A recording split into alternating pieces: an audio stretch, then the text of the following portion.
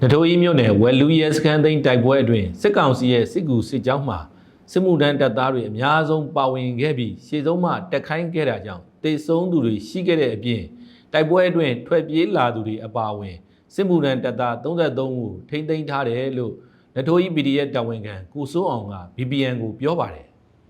စစ်ကောင်စီကစစ်အင်အားရော်နဲ့ချိနဲ့လာတာနဲ့အမျှမတရားဖမ်းဆီးပေါ်တာဆွဲထားတဲ့စစ်မှုထမ်းတပ်သားတွေကိုတင်နန်းပေးပြီးတာနဲ့ရှေ့တန်းစစ်မြေပြင်တွေကိုချက်ချင်းပို့ဆောင်နေတယ်လို့ရှေ့တန်းမှာလည်းရှေ့ဆုံးမှာတက်ပြီး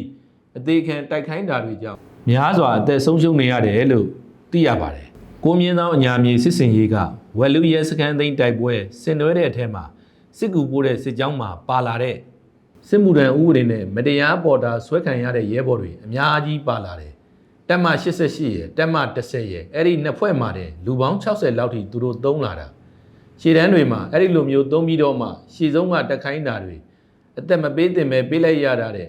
ပါစတွေကိုတော်တော်များများတွေ့လာရတယ်လို့နထိုးကြီး PDF တာဝန်ခံကိုစိုးအောင်ကရှင်းပြပါတယ်အဲ့ဒီတိုက်ပွဲအတွင်းထွက်ပြေးလွတ်မြောက်လာသူတွေအပါအဝင်စစ်ကောင်စီရဲ့ပေါ်တာဆွဲစုဆောင်းခံရတဲ့စစ်မှုထမ်းတပ်သားပြည်သူစစ်စုစုပေါင်း33ဦးကိုထိန်းသိမ်းစောင့်ရှောက်ထားတယ်လို့နထိုးကြီး PDF တာဝန်ခံကိုစိုးအောင်ကဆက်လက်ပြောကြားပါတယ်ထွက်ပြေးလွတ်မြောက်လာသူတွေလည်းရှိတယ်လက်နဲ့လင်းဝင်တာမျိုးမဟုတ်ပေမဲ့တိုက်ပွဲတွေကြားကနေသူတို့တနက်တွေချပြီးတော့ပြေးမိပြေးရပြေးနေရောက်လာတဲ့ပါစတွေလည်းရှိတယ်တော်တော်များများဆွဲခံရတာဆိုရင်ကြက်တိုက်လို့မိမနဲ့စိတ်ဆိုးလို့အိမ်ငါထွက်ရင်လည်းပါတယ်ငူပြီးရှောက်သွားရင်လည်းပါတယ်ဒီထဲကတယောက်ဆိုရင်ဥက္ကဋ္ဌနဲ့ရဲကိုဓာတ်နဲ့လိုက်ခုတ်ခဲ့တဲ့အရင်တုန်းကကိစ္စကိုပြန်ဖမ်းပြီးအမှုတက်ခါစစ်မှုထမ်းမလားထောင်ဆယ်နှစ်ကြခံမလားဆိုတဲ့ပုံစံရွေးချယ်ခိုင်းတာပေါ့သူကစစ်မှုထမ်းမယ်လို့ရွေးချယ်ခဲ့ပြီးအခုပြန်ပြီးထွက်ပြေးလွတ်မြောက်လာတာကျွန်တော်တို့စီမှာထိမ့်သိမ်းထားတဲ့ပါစာအရေးအတွက်လက်ရှိ33ယောက်ရှိပါတယ်လို့ဆက်လက်ရှင်းပြထားပါတယ်စစ်ကောင်စီရဲ့မတရားပေါ်တာဆွဲခံရတဲ့စစ်မှုထမ်းတပ်သားတွေအနေနဲ့ရှေ့တန်းစစ်မြေပြင်တွေမှာအသက်ပေးရတဲ့အဖြစ်မျိုးတွေရှေ့တန်းစစ်မြေပြင်ရောက်မှအသက်လူထွက်ပြေးရတဲ့အဖြစ်မျိုးတွေ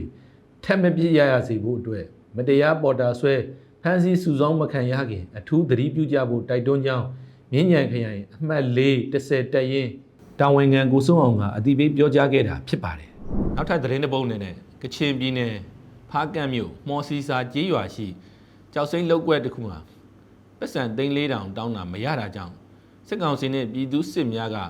လုပ်ငန်းပိုင်စက်ယန္တရားများကိုမိရှို့ဖျက်ဆီးခဲ့တယ်လို့သိရပါတယ်2025ခုနှစ်ဇွန်လ10ရက်နေ့ယမန်နေ့ညနေပိုင်းကစစ်ကောင်စီနဲ့ပြည်သူစစ်တွေပါဝင်တဲ့စစ်ကောင်စီစစ်ကြောင်းဟာမော်စီကျေးရွာရှိအရက်သားဦးစော်နိုင်သေးပိုင်လုပ်ငန်းသုံးစက်ယန္တရားများကိုနှစ်ကြိမ်တိုင်မိရှို့ဖျက်ဆီးခဲ့တယ်လို့သိရပါတယ်3,400တောင်းတာမပေးလို့မိရှို့သွားတယ်လို့တော့ကြားတယ်ပထမတစ်ကြိမ်ရှို့တာအကုန်လောင်မသွားတဲ့အတွက်နောက်ထပ်တစ်ကြိမ်လာပြီးထပ်ရှို့သွားတယ်လို့ဒေသခံတအုပ်မှ BBN ကိုပြောပါတယ်အဆိုပါမိရှို့သွားတဲ့စစ်ကောင်စီစစ်ကြောင်းဟာဧပြီလ23ရက်နေ့ကကာမိုင်းလုံးခင်းဖားကန့်လမ်းမှတဆင့်ဖားကန့်မြို့ကိုရောက်ရှိလာတဲ့စစ်ကြောင်းဖြစ်ပြီးယခုမိရှို့မှုအပြင်အခြားသောမော်စီကျေးရွာအတွင်းလောက်ကွက်တွေကိုလည်းမိရှို့ဖျက်ဆီးသွားတယ်လို့သိရပါတယ်နောက်ထပ်လည်းအောင်သာယာ1မှော်ရက်ကွက်ကျောက်စိမ်းတူးဖော်ရေးလုပ်ငန်းမှာကုမ္ပဏီပိုင်ကားတွေကိုလည်းမိထက်ရှို့သွားသေးတယ်တော်တော်ဆူဆူပဲဖားကန့်ဒေသအတွင်းစစ်ကောင်စီစစ်ကြောင်းများရောက်ရှိနေတာကြောင့်ပြည်သူများအနေနဲ့သတိပြုနေထိုင်ရန်နဲ့ည9နာရီမှမနက်4နာရီအတွင်းအပြင်မထွက်ကြရန်တော်လိုင်းအင်အားစုတွေဘက်မှအတိပေးထုတ်ပြန်ထားတယ်လို့သိရပါတယ်နောက်ထပ်သတင်းတစ်ပုဒ်အနေနဲ့ဒင်လာရီတိုင်းဗိတ်တဝဲခရိုင်အတွင်းရှိစစ်ကောင်စီရဲ့အမိုနယ်ဇက်သို့မဟုတ်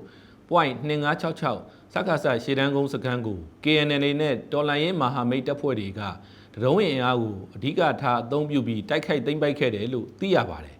ကရင်မျိုးသားစီယုံ KNU တပ်မဟာလေးနယ်မြေအတွင်းရှိအဆိုပါစခန်းကုန်းကို KNL, KNDO နဲ့တော်လိုင်းရင်ပူးပေါင်းတပ်ဖွဲ့များက2025ခုနှစ်ဇွန်လ10ရက်နေ့မှာစတင်တိုက်ခိုက်ခဲ့တာဖြစ်ပြီး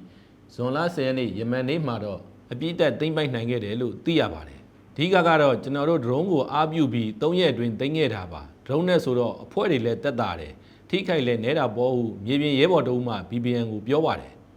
ဒါအပြင်တော်လိုင်းတပ်ဖွဲ့တွေဘက်ကလည်းဒရုန်းကိုဖောတီအသုံးပြုခဲ့တာကြောင့်စစ်ကောင်စီတပ်သားတွေနဲ့တေဆုံးမှုတွေရှိခဲ့တဲ့ပြင်စခန်းကိုစွန့်ခွာထွက်ပြေးသွားတာတွေလည်းရှိခဲ့တယ်လို့သိရပါတယ်အဆိုပါအမိုနယ်ဇက်သို့မဟုတ် .2556 စခန်းကုန်းကို1998ခုနှစ်မှစ၍စစ်တပ်ကဝင်ရောက်တပ်ဆွဲခဲ့တာဖြစ်ပြီးနှစ်ပေါင်း20ကျော်ကြာမှ KNU ကပြန်လည်သိမ်းပိုက်နိုင်ခဲ့တယ်လို့သိရပါတယ်BBN ညနေခင်းသတင်းများကိုတင်ဆက်ပေးသွားတာဖြစ်ပါတယ် ကျွန်တော်ကိုထွန်းပါ